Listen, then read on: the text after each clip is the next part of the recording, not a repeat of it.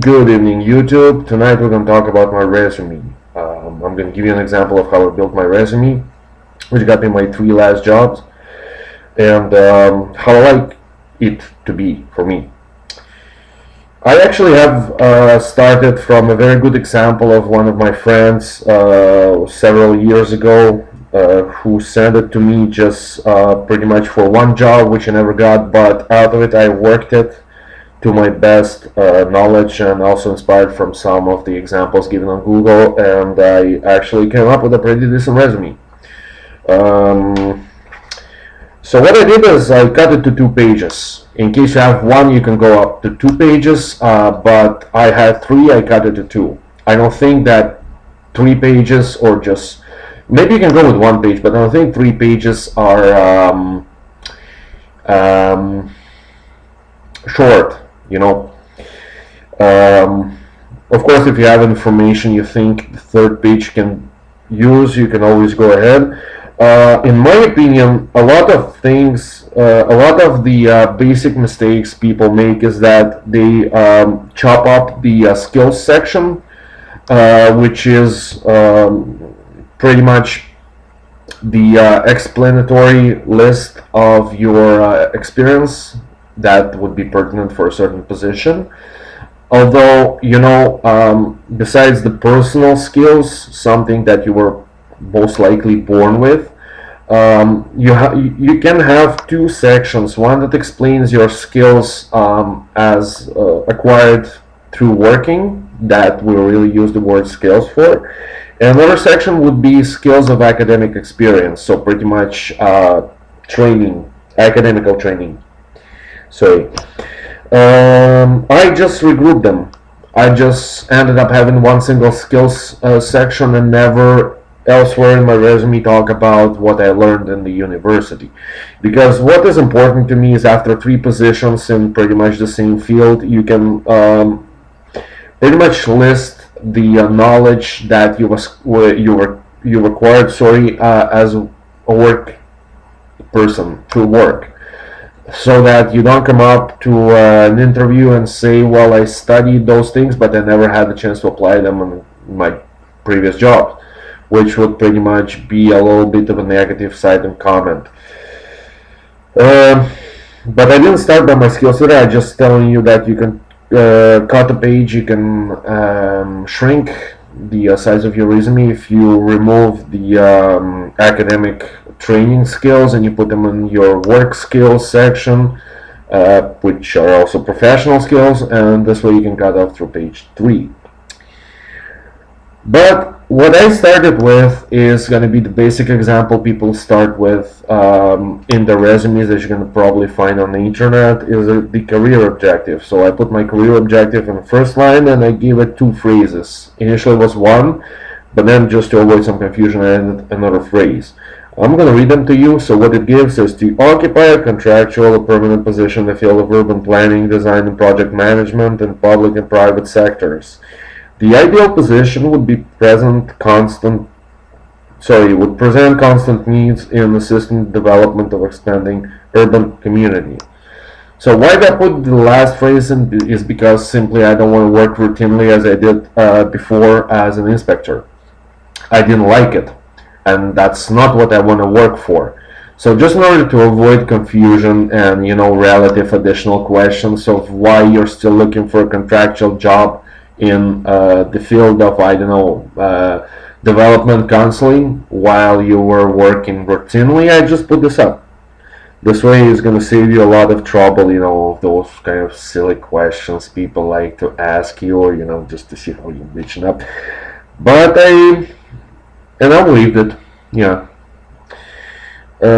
Afterwards, we have abilities and character traits. So what I put in there is those 6 to 7 lines of, you know, list-wise of what I possess as a person. For example, my languages, technical memory, textual interpretation, communication that I don't possess, but, you know, we're looking for a job I didn't really... I knew I wasn't gonna fit in, but I was still looking for one. So that's a cheating technique. You have to put in there in this very section, unlike in the first one, but you know about the second phrase. But here, you have to put things you know your employer would like. So, for example, if you're going to work as a waitress, you gotta put not flexibility, but I'd say like speed of work, you know, like the velocity, like the ability to work a lot and fast. So they would like it. I put a couple of things about team positioning, teamwork, ability to work under pressure. This is like a golden rule. You put under pressure, people love you, even if it's not true. Because the situations under pressure, unless you know you're going to work under pressure, are not always common. But as soon as you put this in, it's a plus for you. Communicate, yeah, we're talking about this productive behavior. It's kind of blah blah. And you try to group them pretty much. So you don't say communication, I don't know, and good technical memory don't work together. You can be communicative, but not necessarily have a good talkative memory. So technical, sorry. So those things have to go in two different list points. You know, you can't put them together. Then I got the skills section, which I pretty much explained to you. Just talk about what you learn, like what you know. Like for me, for example, I listed the acts of respecting land use, planning, development, agricultural, environmental quality act, heritage cultural act. Yeah, so well, I work with bylaws, I work with laws, I work with acts, so that's what I put in there. The building code, and then the systems. You also put in your skills section the your computer skills. So, for example, I put expert knowledge of digital programs and applications, blah blah blah blah, and that's what I put in there. And also, if you've been a member, like if you had an internship, if you're an intern or a member of certain corporations or organisms, this is also useful to put in the skills section, not in the work section, because this way is going to pop up on page 1 and people will see it right off. Your employer wouldn't need to flip the page to go to page 2, only to read it at the very end or the beginning, but you only have it on page 1, it's just easier.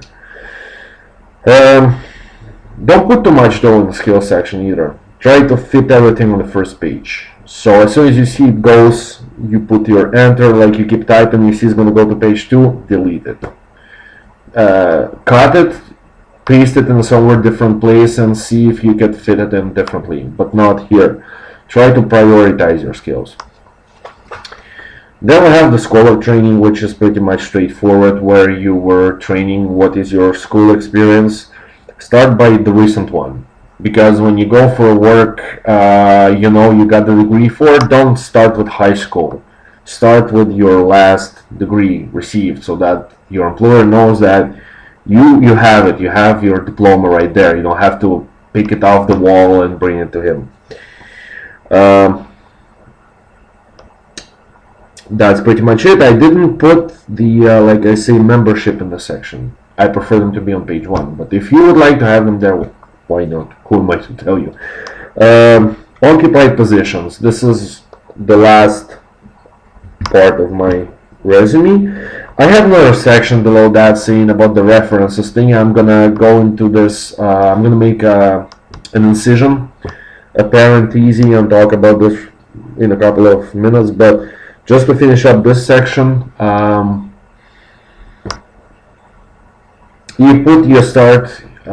you also build up a list of your places you worked. And what I tell everybody who asks me this question, if you have worked at the same position, you've occupied the same position in the last, say, 2 or 3 jobs, you don't have to put all of them, unless the position has differed in some way or another and you find it pertinent to have 2 same positions described having worked for different employers. What's important is that your employer knows that, for me, for example, I've been inspector of buildings and environment, town inspector, that's it, it's there. So if you ever worked as a secretary or a waitress for 3 different companies, you can just put waitress and then list the companies you worked as a waitress, because you know all the tasks you're going to write are going to be all the same. So it's only fair to do that. Like I did. Inspector, Town of Stansted, 2010-2012, and then Town of Saint-Rabat, 2013. That's, you only go one after another. And then I just write my tasks. For example, managing the issuing the permits and certificates for various uses, and providing follow-up to the works. That's what I did. Enforce the application of bylaws, perform weekly inspections, take photographs, write reports and notices, issue infractions tickets if necessary. The word is statement, but anyway. Lead the planning advisory committee. You know what? I'm going to write statement right here. It's going to be better, just for the future, because ticket is not a word. Ticket is it's like a lottery ticket. So the word is statement. Lead the planning advisory committee in their activities. Act as secretary during consultation sessions. That was one sleek fucking job. And transmit pertinent information to the council. These are the 3 tasks I did as an inspector. So I have them right there, right below my previous employers. Then another job permit issue, and then if it's just one, you just explain what you did. Like if it's a single task, try to have not more than 5 lines explaining it. It's better to have as little as possible in terms of number of lines for one single list element in this list, because it also you'll have them lose the flow of your thought. So the best thing is to always have 3 to 4 lines and not go into a big explanatory of what you did step by step. It's not necessary. You just put the basic 4 lines. Then this is how it goes till the end.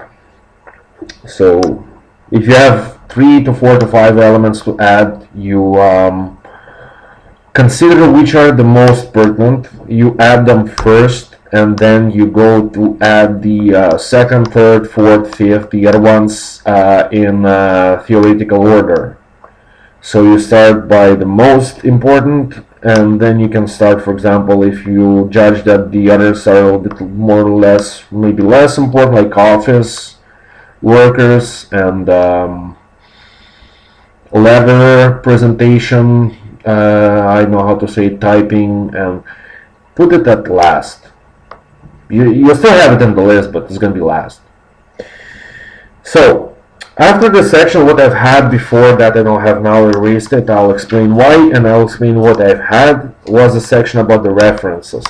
In today's world of blah blah and blah blah, people love to reference each other. Your potential employers love to hear from your previous employers all the shit you've ever done, and believe me, if you've ever done shit, you can hide it.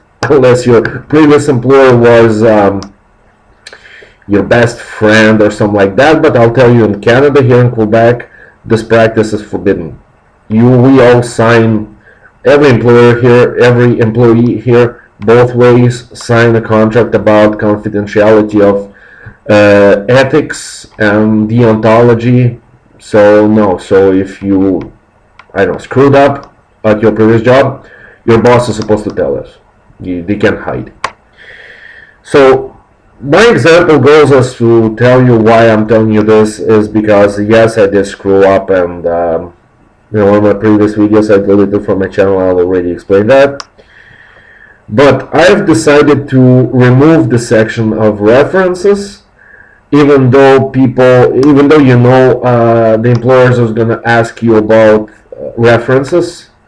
And if you have one in CV, is only the best way to put one in your CV resume, only to have them not call you, not go through you. You understand? Like, for example, if you know you don't require assistance. You don't want to intercept their conversation. You don't want to even bring it up unless they do. You put it in your resume, and it just stays there. And in case they ask you any questions, you put one single phrase. All the references are being provided on request. That's it. That means that if you ever been asked, you will provide a request. But if you're not being asked, if they just go bypass you and ask directly your former employers, they'll get the response, and you won't be bothering to ever intercepting that. But in case you have anything to hide, what you can do is you can remove it. But in your during your interviews, you'll be able to pretty much go over these questions as soon as they pop up in the resume. So if you're being asked about telling a little bit about your former positions, and you're getting onto page 2 of your resume, this is where you could tell them that you had I don't know, agreement with your previous employer not to disclose certain information X, and then you can just verbally say it. This way you're protected, first of all, because it's not written in your resume. I always want to say CV, so easier, CV. And when they contact your employer doesn't know that. I mean, he doesn't have the proof that you've put it in your resume, so it's going to be verbal. Or simply because you yourself want to take this in charge, but you have to know what you're talking about. You have to be convincing and in telling the stories of your references, so that you don't pass it as a joke or say something so revealing. I mean, revealing relevant and revealing that they will need to call your boss after, your previous boss. If you can do that, you do that. If you cannot, slide a little phrase and let them sort it out. You will also have, in case you're new to the work field, you also have employers asking you to provide references. In this case, the phrase in the CV isn't relevant. This is another reason for why I erased it, because I've decided that if they're asking, I'll have certain contacts ready and have these contacts transferred to them.